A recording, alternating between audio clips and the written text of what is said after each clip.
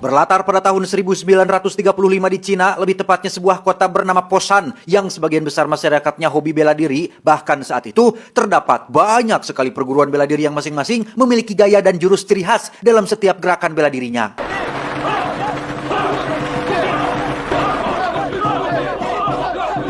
Dan kisah akan berfokus pada seorang suami sekaligus ayah dari sebuah keluarga terpandang di kota ini. Ya, dialah Ip Man, sang pelopor bela diri Wing Chun. Berbeda dengan kebanyakan master atau pendekar di kota ini yang membuka sebuah perguruan, Ip Man adalah satu-satunya ahli bela diri yang memilih untuk tidak mengajarkan teknik bela dirinya kepada sembarang orang.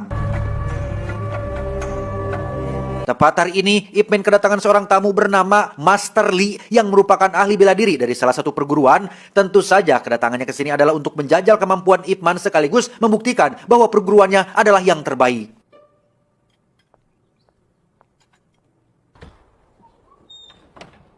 Setelah istri dan anaknya disuruh pergi sebentar, Ip Man dan Master Li pun langsung memulai pertarungannya yang belum 10 detik acan, Master Li sudah ngajengkang saking tak kuatnya ia menahan setiap serangan yang Ip Man layangkan. Alih-alih bertarung secara pribadi tanpa diketahui oleh siapapun, Master Li dan Ip Man tak sadar jika ada seorang pemuda bernama, kita panggil saja Dayat, yang sedang mengambil sebuah layangan dan tak sengaja menyaksikan pertarungan tersebut.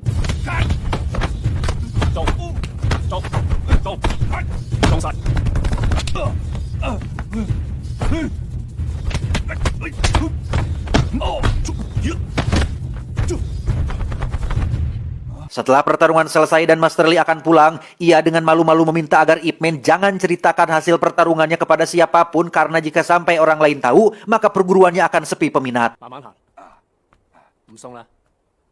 Sepertinya kekhawatiran Master Li akan jadi kenyataan tatkala Dayat langsung menceritakan pertarungan tadi kepada semua orang di restoran, sehingga ketika salah satu murid perguruan Master Li mendengarnya, ia pun langsung melaporkannya kepada yang bersangkutan sehingga dengan cepat Master mendatangi restoran tersebut untuk mengklarifikasi namanya yang sudah tercemar.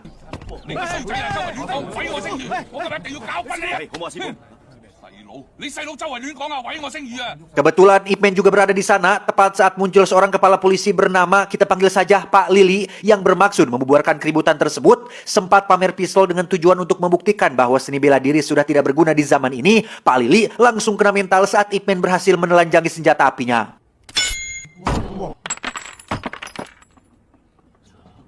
Setelah Master Li pergi dan keributan selesai, Ip Man pun kembali ke urusannya, yaitu meeting bersama sahabatnya yang bernama, kita panggil saja si pengusaha, yang mengajak Ip Man untuk kerjasama dalam bisnis barunya, yaitu penggilingan kapas, yang karena Ip Man lumayan sultan di desanya, ia pun bersedia invest sebagai bentuk kesetia kawanannya. Tak lama muncullah seorang tamu yang merupakan kakak dari Dayat yang bernama Tailin. Persis seperti Master Li dan master-master bela diri lain, kedatangan Tailin ke sini adalah untuk menjajal kemampuan Ip Man yang dianggap paling hebat di kota Foshan, sehingga mereka pun langsung melakukan pertarungan tepat disaksikan warga yang nonton dari balik pagar.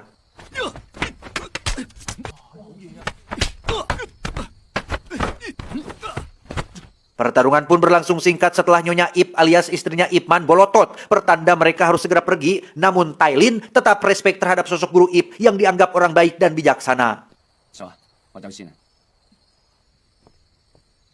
Suatu hari muncullah rombongan pendekar yang dipimpin oleh seorang jago gelut bernama Jin yang sengaja datang jauh-jauh dari luar kota setelah mendengar jika kota Posan adalah pusatnya para ahli bela diri, sehingga ia datang ke sini untuk menantang satu persatu ahli kungfu demi membuktikan kabar tersebut. Perguruan pertama yang Jin datangi adalah sebuah perguruan baru yang masih lelengkah halu alias masih merintis, sehingga tak butuh waktu lama bagi Jin untuk bisa mengalahkan sekaligus mempermalukan guru tersebut.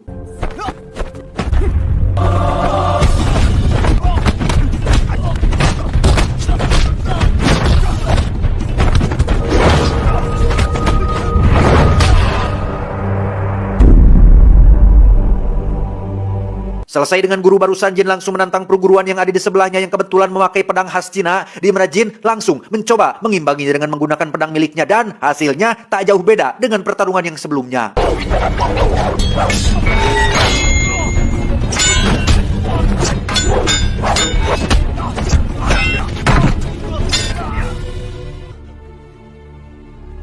Selesai dengan perguruan kedua, kini saatnya Jin akan duel melawan Master Li. Pertarungan berlangsung lebih lama dan sengit ketika Master Li menggunakan seluruh kemampuan yang dimilikinya. Namun tetap saja, Jin dapat dengan mudah mengalahkan semua Master yang ada.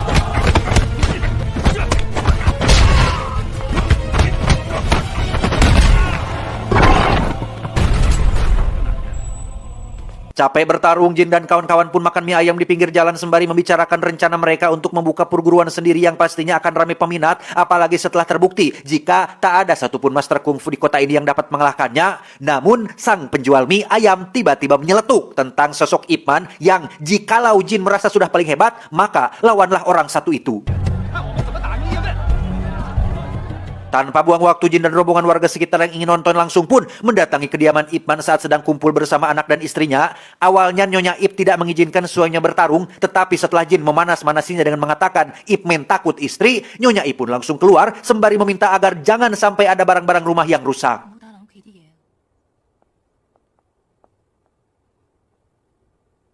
Setelah warga dan Pak Lili menunggu di luar, Ip Man dan Jin pun segera memulai pertarungan dan inilah yang terjadi. Wing Chun, Ip Man.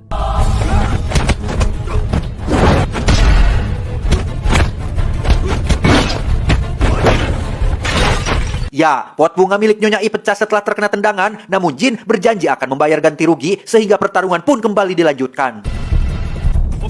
Memang, Jin ini adalah tipikal petarung yang brutal dan kurang main cantik sehingga membuat meja dan gelas Ip Man rusak lagi, yang ketika anak Ip Man tak sengaja masuk sambil main sesapedahan, mereka pun menghentikan pertarungan sejenak.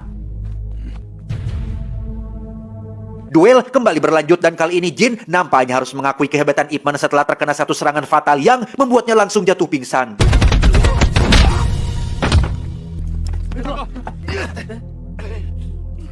Masih tak puas dan menolak menyerah, Jin pun mulai memakai barang berupa pedang miliknya sehingga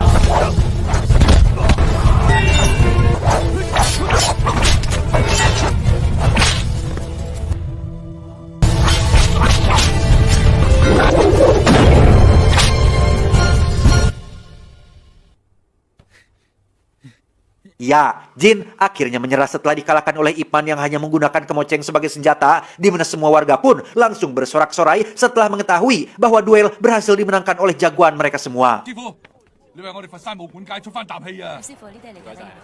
葉師傅食辛苦啊！咁客氣啊，點好呢啲小朋友食啊嘛，啊，多謝晒。多啲嚟啦！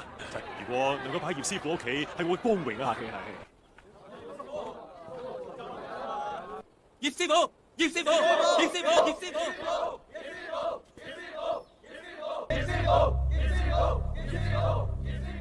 Dan inilah Ip Man. 2 tahun kemudian, lebih tepatnya tahun 1937 ketika Jepang mulai melakukan penjajahan, kondisi kota Foshan yang dulu damai dan indah kini berubah menjadi seperti zona perang. Bahkan kondisi kehidupan Ip Man sebagai sultan di desanya kini berubah menjadi seperti tunawisma yang hanya tinggal di rumah kecil dengan kondisi ekonomi yang memprihatinkan. Karena Ip Man tidak punya keahlian lain selain gelut, ia pun bertahan dengan menjual barang-barang berharga seperti jam saku yang saat ini ia akan barter dengan beras, di mana untuk pertama kalinya setelah 2 tahun tak berjumpa, Ip Man akhirnya bertemu lagi dengan sahabatnya yaitu si pengusaha yang kini sudah punya pabrik penggilingan kapas, tapi tidak terlalu berkembang akibat penjajahan yang sedang terjadi.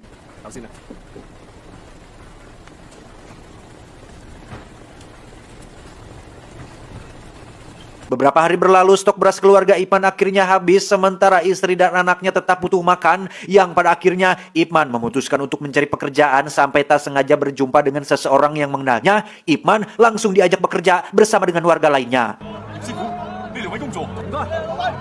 Disitulah Ip Man bertemu lagi dengan Tailin alias kakaknya si Dayat yang pernah menantangnya bertarung, di mana pada saat jam istirahat, Ip Man memilih untuk menyimpan jatah makannya supaya anak istri di rumah bisa tetap makan, sehingga Tailin yang kasihan pun membagi jatahnya untuk Ip Man dengan berpura-pura sudah kenyang.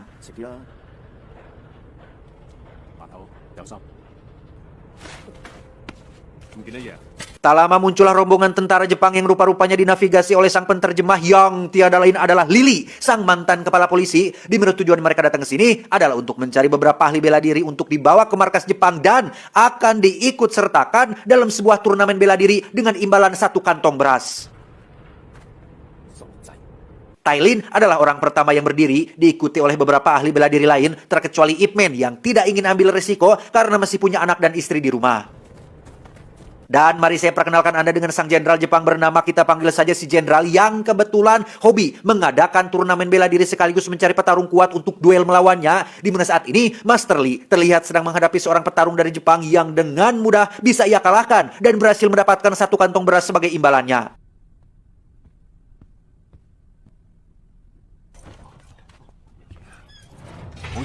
Hari ini, si jenderal kebetulan sedang ingin bertarung sehingga Lili diminta untuk mencarikan 3 petarung Cina yang cukup kuat untuk bertarung melawannya, yang meskipun kalah, jenderal berjanji akan tetap memberikan beras kepada mereka bertiga. 你又唔好話我唔幫你哋啦。無論輸贏，嚟3個，好。 Terpilihlah 3 master bela diri asal kota Posian yang salah satu di antaranya adalah Tailin, yang baru saja pertarungan dimulai, mereka bertiga sudah dibuat kelabakan oleh cara bertarung jenderal yang cepat dan brutal.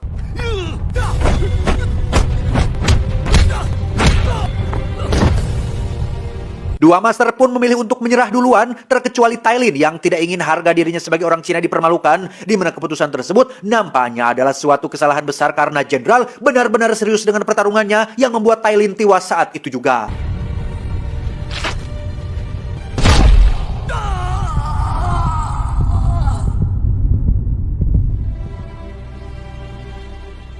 Keesokannya di tempat kerja, Ip Man pun bertanya-tanya kemana perginya Tailin, sampai akhirnya muncul Lili bersama tentara Jepang yang kembali berniat merekrut para ahli bela diri, dan Ip Man memutuskan untuk ikut demi memastikan keberadaan Tailin saat ini. 好似諗咩？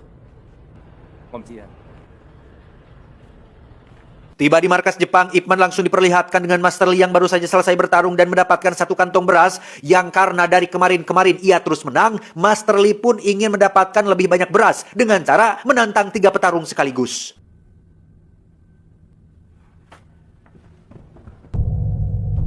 Master Lee nampaknya terlalu percaya diri ketika ia menganggap dirinya bisa mengalahkan 3 orang sekaligus, karena faktanya meskipun di awal-awal ia lebih unggul, tapi lama-kelamaan Master Lee mulai kewalahan juga sampai akhirnya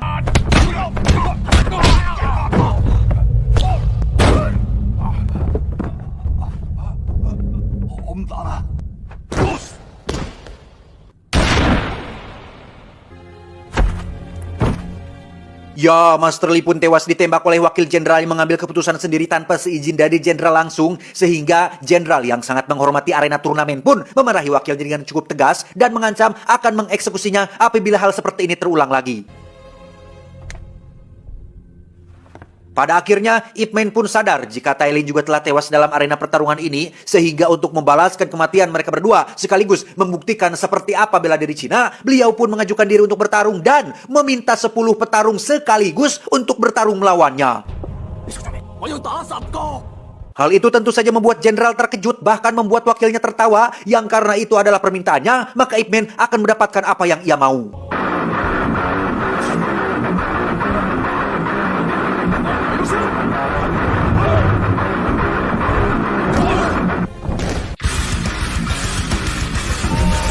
Dan ya, Ip Man pun menunjukkan teknik Wing Chun-nya yang membuat 1 persatu petarung jatuh dan tak mampu bangkit lagi, yang dalam kurun waktu kurang dari 1 menit, beliau berhasil mengalahkan mereka semua tanpa mendapatkan kesulitan yang berarti.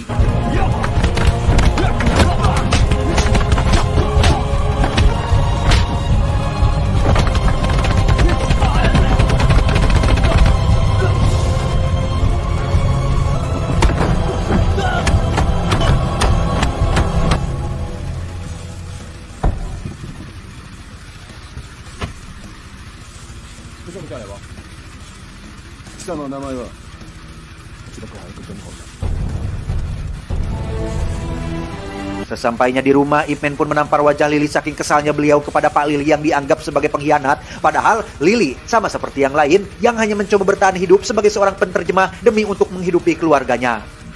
睇水同胞俾人打死。打8個，打1000個，私は招公先敵。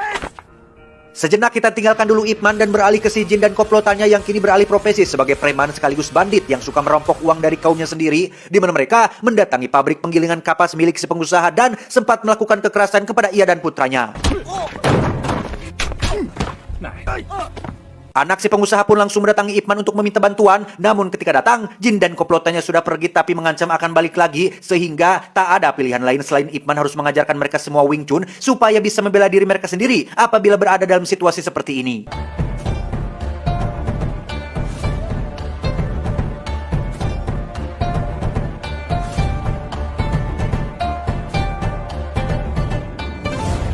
Beberapa hari berlalu setelah mereka berlatih Wing Chun, muncullah Jin dan komplotannya termasuk si Dayat yang merupakan adiknya Tailin. Mereka kembali ke tempat ini untuk menagih uang sesuai janji tempo hari, tetapi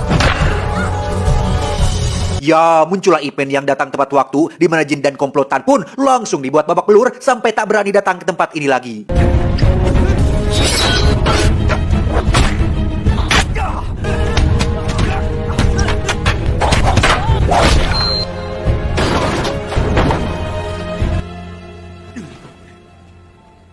Menyadari ada Dayat di situ, Ip Man pun memberikan Dayat sebuah kotak besi yang sebelumnya dititipkan oleh Tailin untuk adiknya, yang alangkah sedihnya Dayat saat baru mengetahui soal kakaknya yang sudah maut, termasuk membuka kotak besi tersebut, yang isinya adalah layangan yang dulu sempat ia mainkan.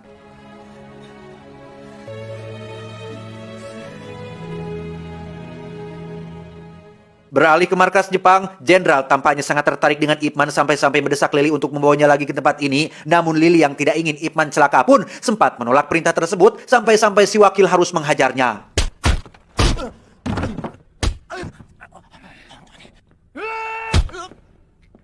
Dengan wajah babak belur, Lily pun langsung mendatangi Ip Man untuk memperingatkannya agar cepat pergi dari kota ini. Namun ketika mendengar kabar tentang pabrik si pengusaha yang didatangi oleh tentara Jepang, Ip Man pun tidak bisa hanya tinggal diam dan terpaksa menyerahkan dirinya kepada si jenderal.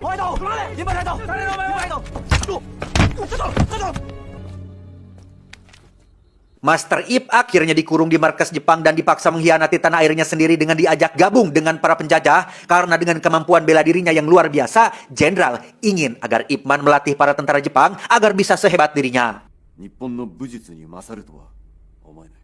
Dan seperti yang sudah Anda semua tahu, Ip Man tentunya tidak akan mengkhianati negaranya sendiri sehingga ia memilih untuk melakukan duel dengan si jenderal. Tepat disaksikan oleh semua orang sekaligus ingin membuktikan bahwa mereka, orang Cina, masih punya martabat dan harga diri.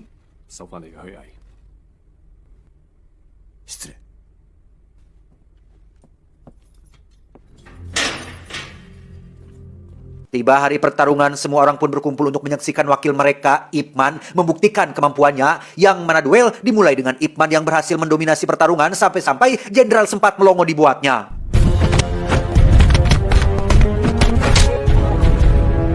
Tak bisa hanya dengan strategi yang biasa-biasa saja, jenderal pun mengubah gaya bertarungnya dengan cara meningkatkan kecepatannya dan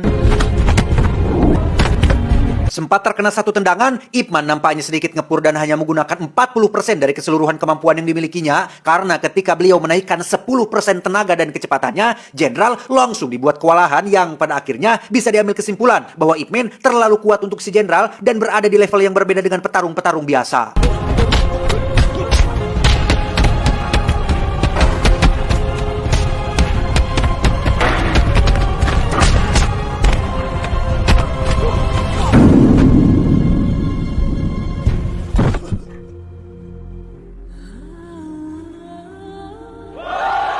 Melihat jenderalnya kalah telak dan dipermalukan, si wakil pun menembak Ip Man tapi tidak terlalu fatal sehingga Lily dan semua orang pun bersatu dan berhasil mendesak mundur pasukan Jepang.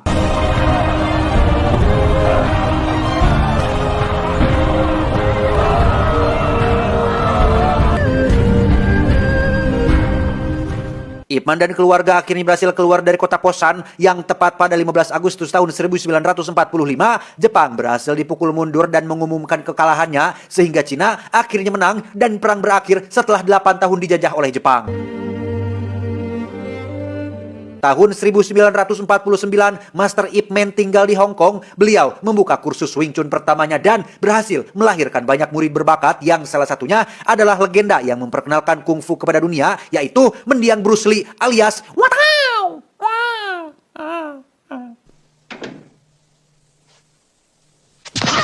Tamat ending yang cukup memuaskan.